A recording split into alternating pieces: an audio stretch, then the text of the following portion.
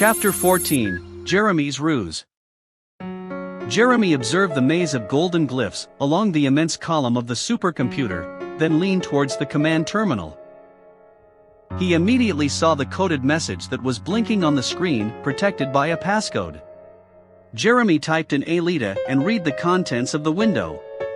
It was from XANA, who was warning him that the attack was scheduled for midnight, along with a mysterious plan B called Black Raven. Jeremy smiled. He had correctly interpreted the signal from the news broadcast. But having a bit more information wouldn't hurt. What did Dido have in mind? And what exactly was Black Raven? The boy looked at Memory, who had gotten back to work on the other terminal, from the corner of his eye. Grigory wasn't watching their screens at the moment, but speaking in a hushed voice over his walkie-talkie. He decided to take advantage of the situation and opened a window to chat with his friend's mother. Jeremy had waited too long for the right moment to tell her the whole truth about Alita. He had started to realize that the perfect occasion would never arrive. The boy tightly closed his eyelids behind his glasses, held his breath and wrote in the chat window. I haven't told you everything up until now, but I know where Alita is currently. Jeremy didn't dare raise his head to see the woman's reaction, and continued to concentrate solely on his computer. Several seemingly never-ending seconds passed before the cursor blinked and wrote out the response, where? Nearby here, Jeremy wrote. Closer than you think. She is virtualized on Lyoko with our friends. Another pause. Is she okay? Why didn't you tell me earlier? Jeremy smiled. He could feel the torrent of questions the woman must be wondering, beating behind her simple words, her worries, her desire to learn every last detail about the daughter that she never had the chance to know. The boy cracked his knuckles and began to drum out his response on the keyboard. He told her that Alita had decided to stay in the mirror, and that she had convinced XANA to rediscover his humanity and ally with the kids. Alita was a good girl, clever and brave, who had faced countless difficulties without ever having lost her will to fight. And now, she herself wanted to help against the terrorists. Jeremy sent this long message, waited several moments for the woman to have the time to read it, and then typed out, "Will you help us too?" Her response arrived at the same instant, "You can count on it." Memory was barely breathing. She felt like her head was about to explode. Alita, her daughter, was there, so close, on Lyoko with her friends. And she was going to head into battle tonight. Jeremy was excused from not having revealed the truth earlier. She understood his reasons. He really liked her daughter and didn't want to hurt her or give her false hope. She could once again hold Alita in her arms once this nightmare was over. The woman felt a new force running through her veins, giving her courage. She was no longer Memory, but Anthea. She was a mother and would fight to see her daughter again. Paying careful attention to Grigory so as not to make him suspicious, she took the golden chain that she was wearing between her two fingers and used her thumb to turn the base and light it up. She saw the A for Anthea was illuminated and pressed on it. A signal. She wanted to tell Alita that she was alive, that she was here again. And that she would be by her side throughout this long night. Memory waited several seconds until she felt her necklace begin to vibrate. Her daughter was thinking of her, and had responded to let her know she's doing well. This small gesture gave Memory the final ounce of courage she was lacking. She suddenly felt serene and at peace. She stood. "Jeremy," she said. "We did it. The program is ready. We have a robot capable of moving in Lyoko without needing someone to enter the virtual world." The boy winked at her. "Perfect," he exclaimed. "We only need one more thing to be able to activate the program." The boy's bluff was convincing. Memory hoped his voice would seem solid enough. She glanced at her watch. It was 11:15. They needed to hurry. "Take us to Mago," she said to Grigory. "We need to speak with him. It's urgent." Alita leapt to her feet. She thought for a moment that she was in a dream. But this wasn't the fruit of her imagination. It was really happening. Her necklace had vibrated, gently tickling her skin. Someone had activated it and sent her a signal. She removed the chain from around her neck and held it above her head, as if it were a trophy for all the world to see how the A for Anthea was now illuminated. The young girl looked at her friends one by one. XANA, Yumi, Ulrich, Odd and Eva had their gaze on her. Yumi had her hands together against her mouth. Odd had a smile that widened more and more on his catboy face. "It's my mother," cried Alita. "She's alive. She's alive." The children ran to her side and held her in their arms in a group hug filled with euphoric laughter and happy, but shocked expressions. "You did it, Alita," exclaimed Ulrich. "I knew that you'd manage to find her sooner or later." The young girl was still staring at the necklace as if it were a magic amulet. "Unbelievable," she murmured. "Now, I just need to figure out where she is, what place in the world, and then I can." XANA closed his eyes for a moment, and when he reopened them, he gave a smile. "I think I can help out," he explained. "I just intercepted a communication that—" "Where?" Alita interrupted him. "Where's my mother?" "She's currently chatting with Jeremy.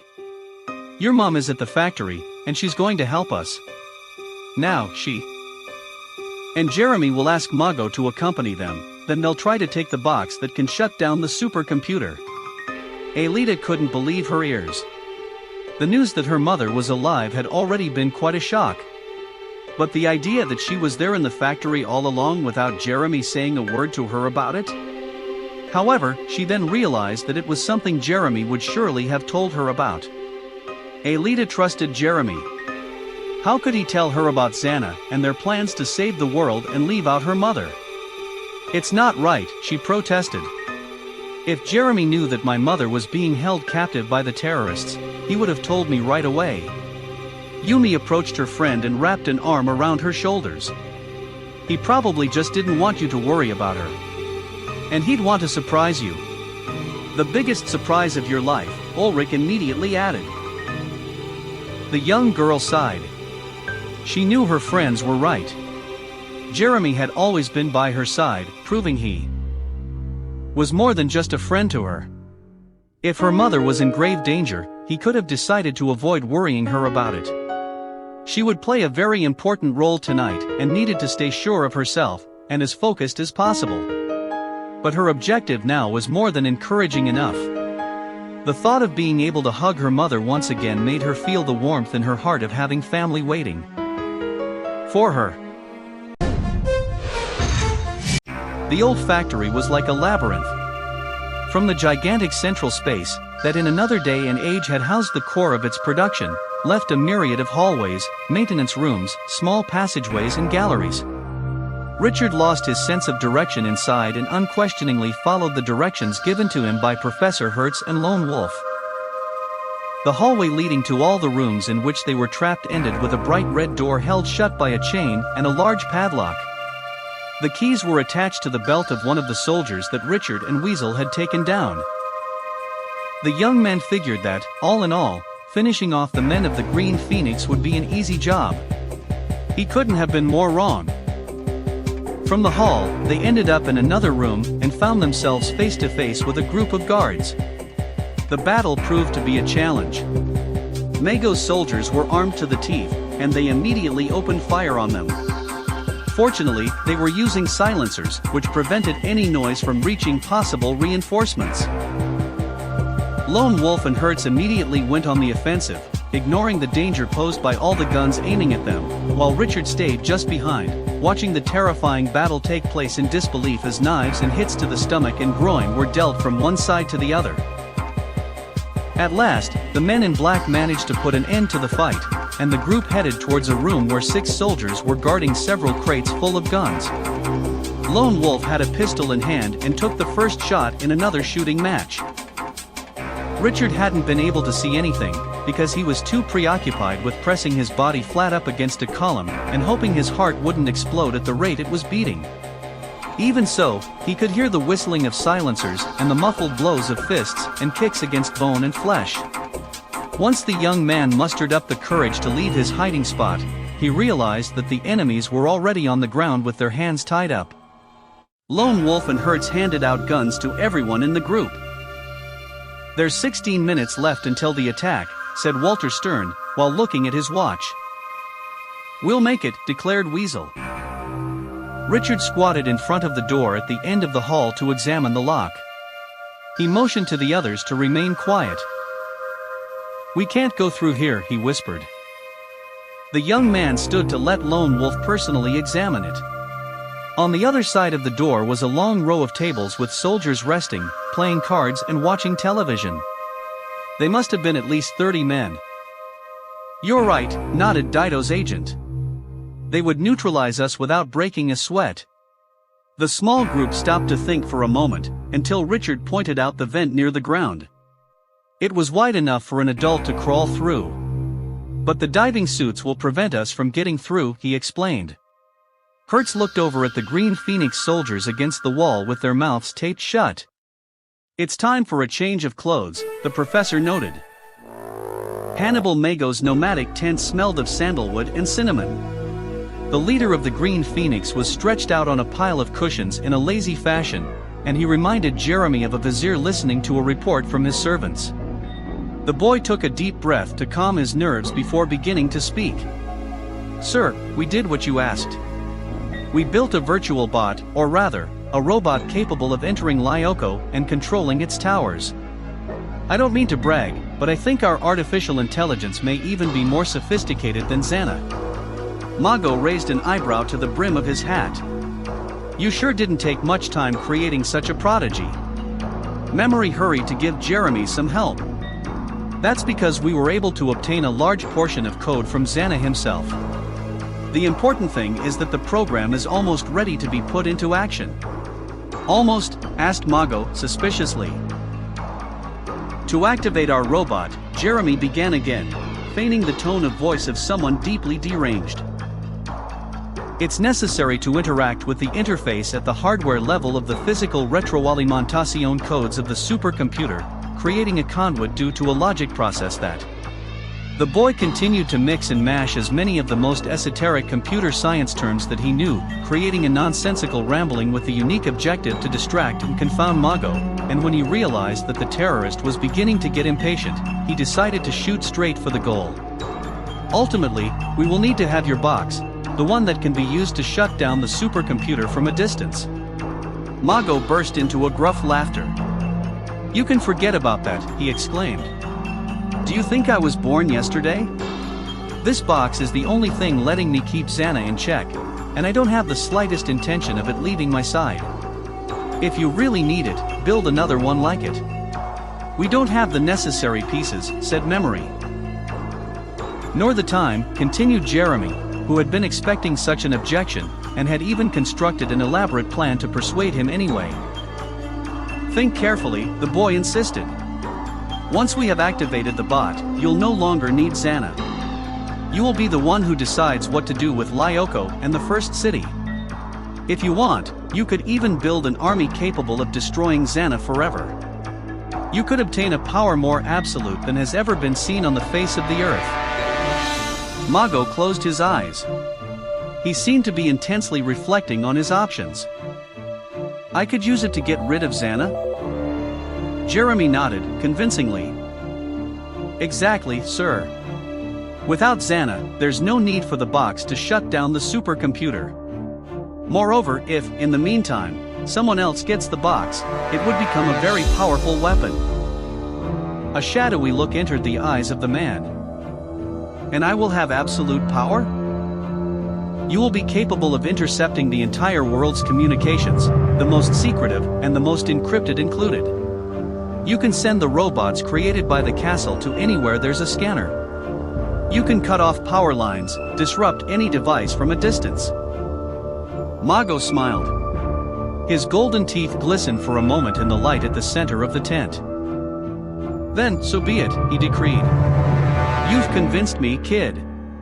As I've always said, to win a lot, you have to risk a lot. But on two conditions. The first is that I'm going with you. I'll be the one who personally places the box into your little machine, The second is that 10 seconds after having given up the command box, I want to see my robot up and running, ready to conquer the world. If not, Grigory will make you deeply regret your imprudence. Jeremy nodded. It was 12 minutes to midnight.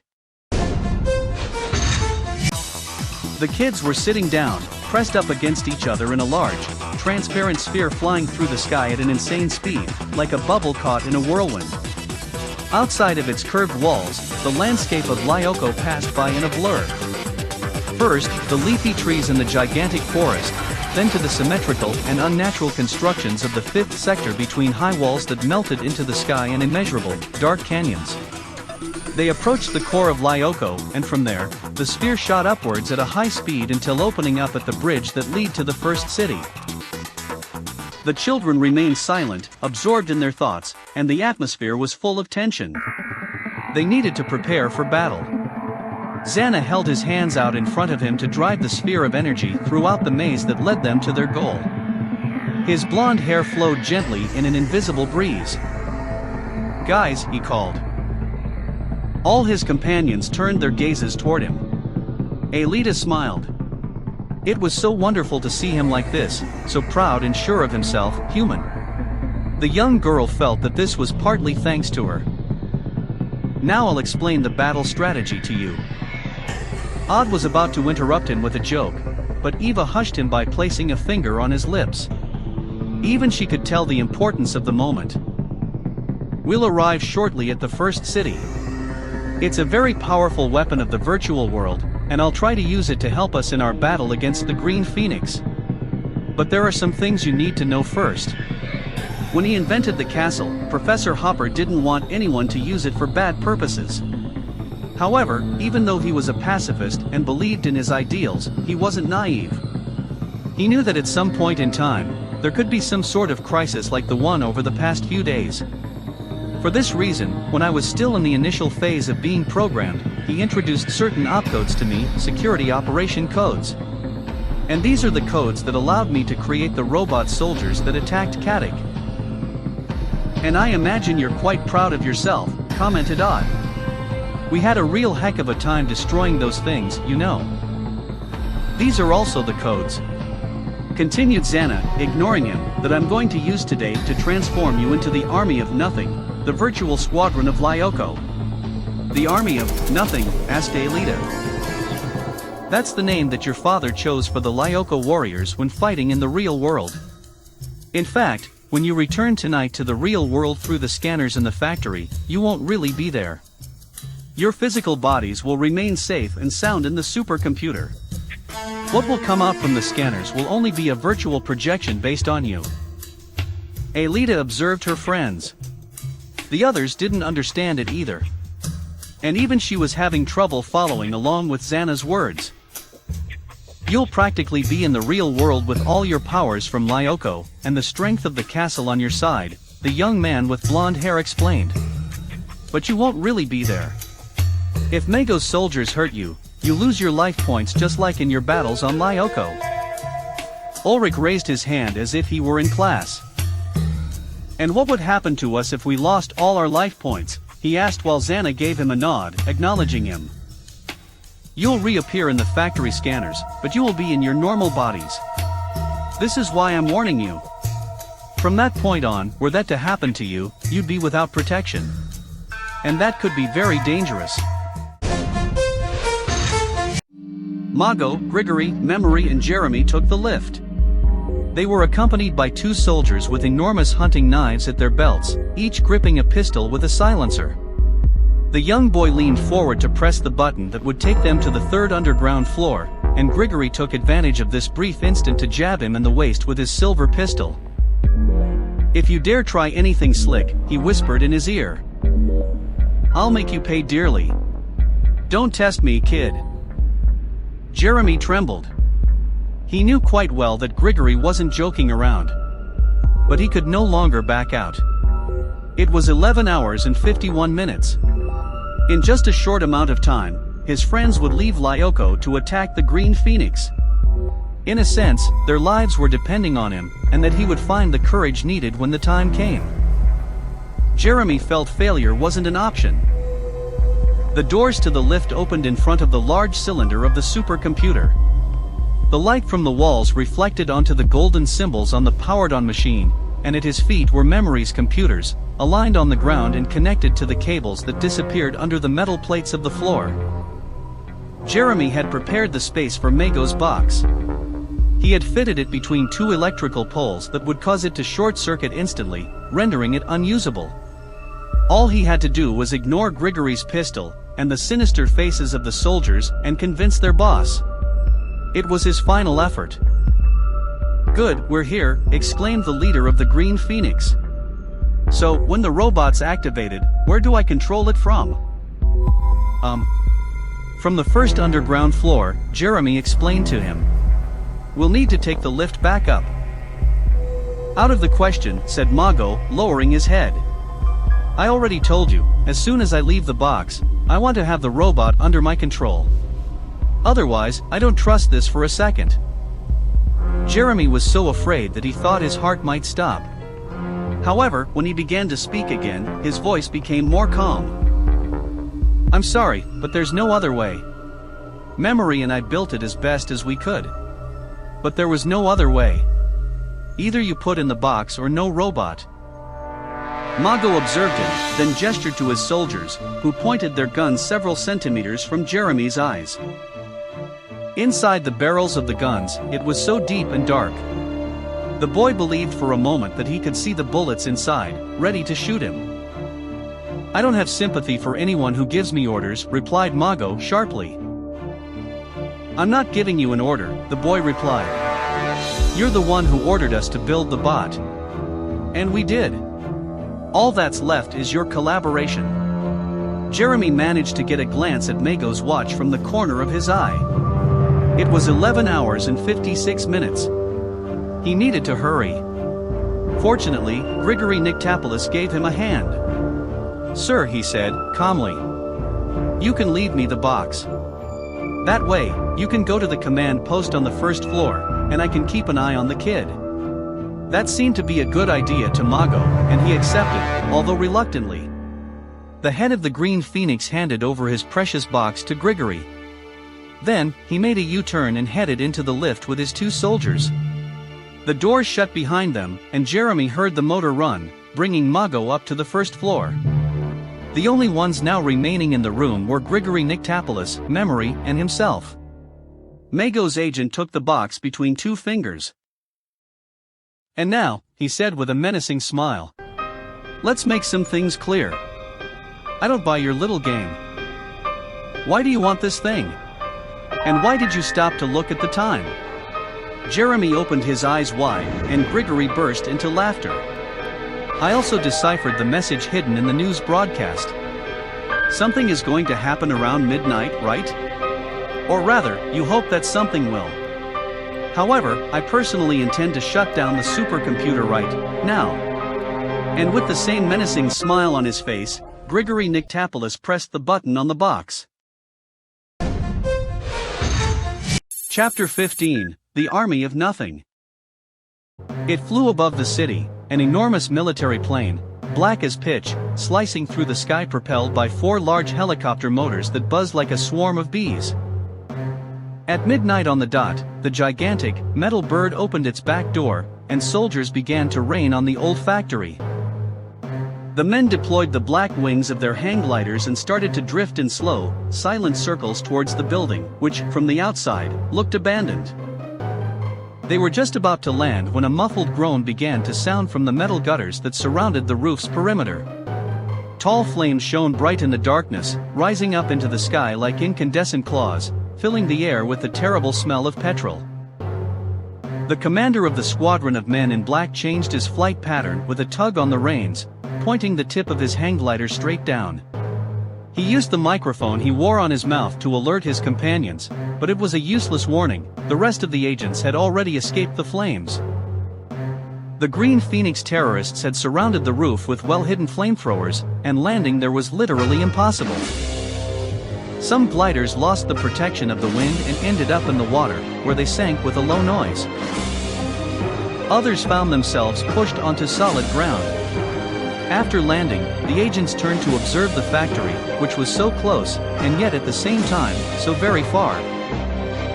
At 21 seconds past midnight, from the murky waters of the river emerged a large number of heads. Their faces were covered by scuba masks, leaving behind them long, thin trails of wake. The frogmen arrived at the riverbank on all sides, surrounding the small island. They moved towards their destination, leaving behind the aquatic propellers that had brought them there, now that they no longer needed to swim. After that, an official began to distribute weapons and underwater harpoons between his soldiers. A small group formed a scouting party that approached the walls of the factory to determine whether it was possible to climb up it using the climbing equipment they had brought. The circle of fire that burst from the roof lit up the night, emitting a terrible, high-pitched hiss. The frogmen turned their heads, surprised, and didn't notice that their military boots were pressing against the fine, metal cables stretched several centimeters above the ground. They heard the alarm sirens begin to sound from within the factory. A truck arrived in front of the iron bridge that crossed the river, linking the factory on the small island to the mainland. It was a regular military transport vehicle, although it was painted black, and its sides were reinforced with metal bars, each one the width of the average adult's hand. On the front bumper was mounted a shovel that resembled a snowplow, and its metal boarding shone in the darkness as if illuminated from the inside. At 42 seconds past midnight, the truck driver extinguished the motor after parking the vehicle right at the mouth of the bridge, so as to block any attempt at escaping through it. Someone opened the canvas that covered the trailer, revealing a small army of soldiers ready and waiting. They were all dressed in black, and their faces were covered in balaclavas and large night vision goggles. They began to move silently, unloading several crates from the truck and preparing to cross the bridge. They then saw the roof of the factory transform into a circle of light, and they heard the high-pitched squeal of alarms. Some dogs they hadn't spotted began to bark and growl furiously. The explosion immediately after took them by surprise. The bridge exploded into the air in a confused cloud of molten metal and dense, unbreathable smoke. The soldiers who were closer to the explosion were propelled back by the shockwave and thrown against the truck. The only things that had saved them were the sophisticated, reinforced, bulletproof jackets beneath their uniforms. The men positioned further back were dazed, watching as the metal bridge bent in on itself, sinking into the water with a hiss as the liquid lapped against the white-hot iron, and it seemed to them that they could never reach the factory. They quickly seized their radios and contacted the others to warn them of the danger. At the center of the first city stood an imposing edifice. It was a massive block of sky blue stone. It was composed of a hexagonal, windowless structure, its roof decorated with gargoyles that resembled dragons about to take flight. A translucent path lifted into the air near the building, circling around 2 times to then disappear into the sky, stretching towards the horizon. The path seemed to be made of completely smooth, golden crystal. There was not a single window on the walls of the castle, and it had a single access point, a drawbridge held up by a pair of large chains, one on each side. Despite its vivid colors, this place had a worrying, malevolent air about it. It was the weapon Hopper had constructed when he was working for Project Carthage, what started it all. After escaping from the macabre project, the professor had created the first city in Lyoko so that they would serve as immense barriers stopping this weapon from attacking humanity. And the castle was now active once again. The children stood silent before the drawbridge. None of them were brave enough to enter. Not even Alita, who, shame etched on her face, had left XANA to cross the bridge alone to then disappear into the dark entrance of the structure. Ulrich jumped from one foot to the other. For once he felt intimidated in his samurai clothing, and he would have loved to embrace Yumi, so as to protect her from this place. Except that she was more than capable of defending herself. She would have teased him if he had tried. "What do you think XANA is doing in there?" he asked. "Well, just what he said, no more, no less. He's creating monsters that we can use to teach the Green Phoenix a lesson," Eva immediately exclaimed. "And he's going to transform us into an army of Lyoko warriors." Well, I don't feel calm at all, Yumi retorted. In the past, the castle infected XANA with a virus that turned him into a merciless, soulless being. What do we do if that happens again? That won't happen, responded Alita, shaking her head. XANA is different now. I trust him. But even so, there's still the fact that we're trying to use a very powerful weapon. A weapon never stops being an instrument used to kill, and I don't know if we can use it to do good. I mean... Ulrich sighed. He had thought about these things, but, as always, Yumi managed to put them into words much better. They needed to destroy the castle, because it could be turned against them, or fall into the wrong hands. What could they do if an army of monsters invaded Paris? The Green Phoenix terrorists could well become the least of their worries. Alita also paused to think for a moment. I believe that we're forgetting something important, she then said. The castle isn't just a weapon. My father was the one who built it, remember? And he wouldn't want us to use it for the wrong reasons. I'm sure that XANA will use the castle's powers to help us.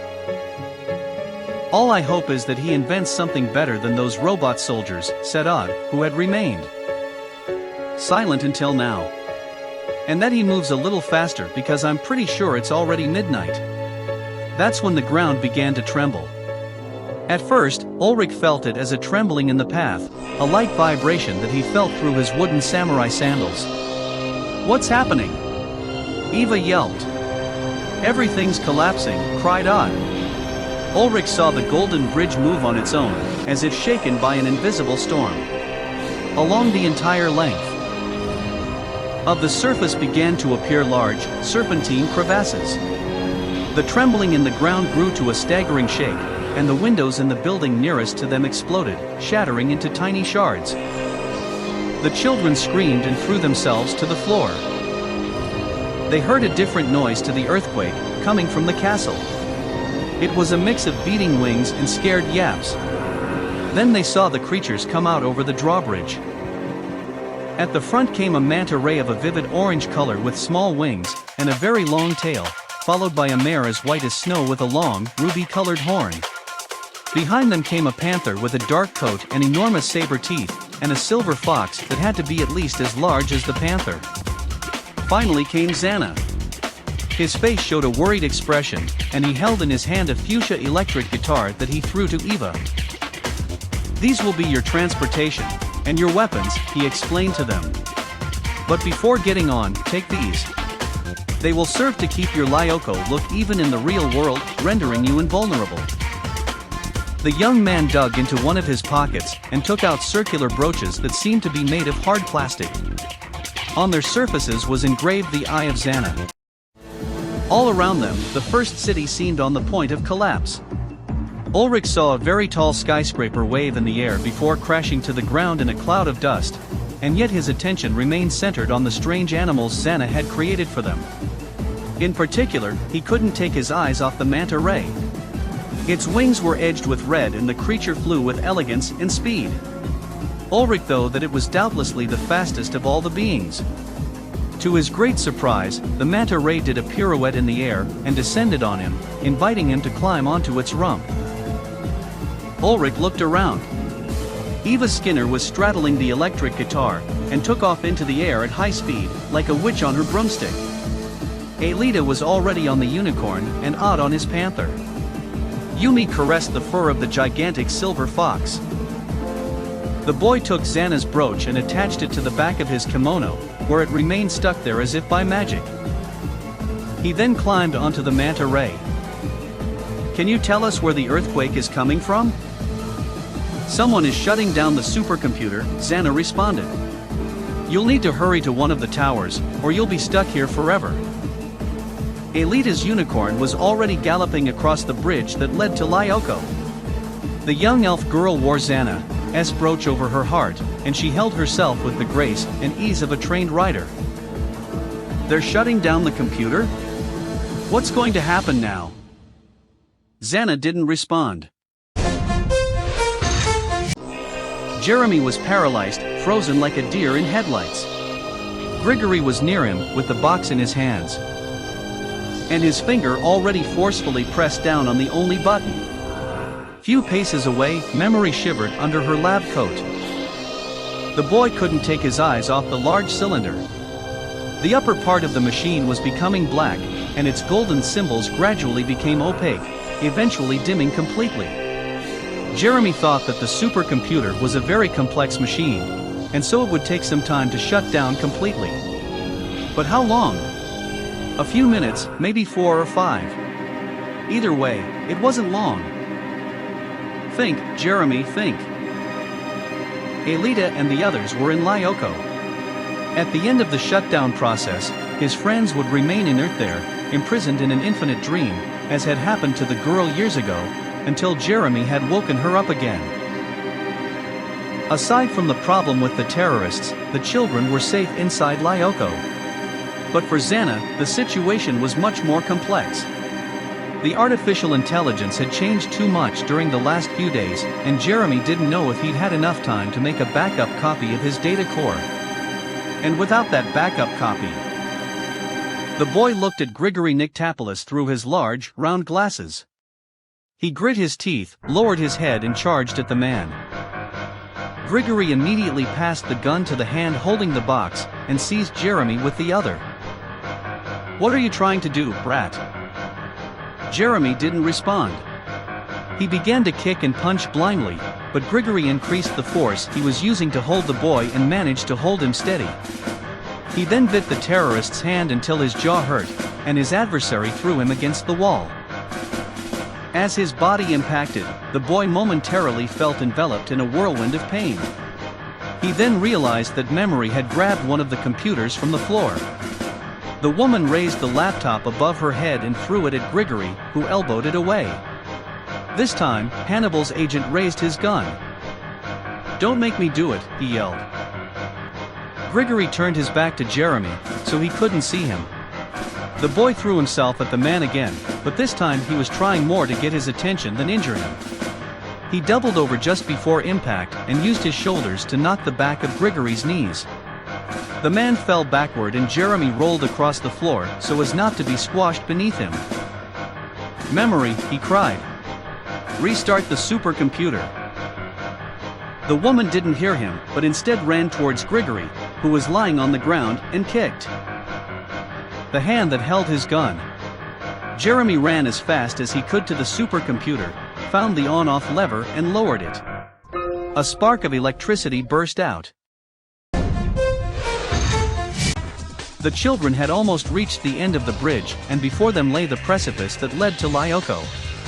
Behind them, the first city was reduced to rubble. Its buildings fell one after the other. Even the smooth surface of the bridge began to be cracked by a large number of small crevasses.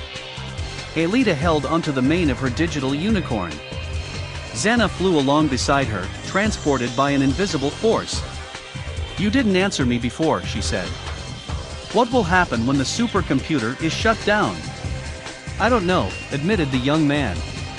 "You will be trapped inside Lyoko, and there's no backup copy of my new identity. Honestly, I don't even know if it would be possible to make one. I'm much more like a human now, remember? But I don't have a physical body memorized in the factory scanners. I may vanish as if I never existed. I don't want you to vanish," said Alita. "So, let's hope your friend Jeremy turns the supercomputer back on in time." Yumi caught up to them. Her silver wolf ran with large bounds, and its sharp teeth were drawn in a menacing snarl in the fury of the race against the clock. "Sorry to interrupt," said the girl, "but we're coming up on the precipice. And I don't think this fox knows how to fly. Nor my panther, or your unicorn." Odd immediately added. "Don't worry," murmured XANA. "Just jump. Your creatures will take care of the rest."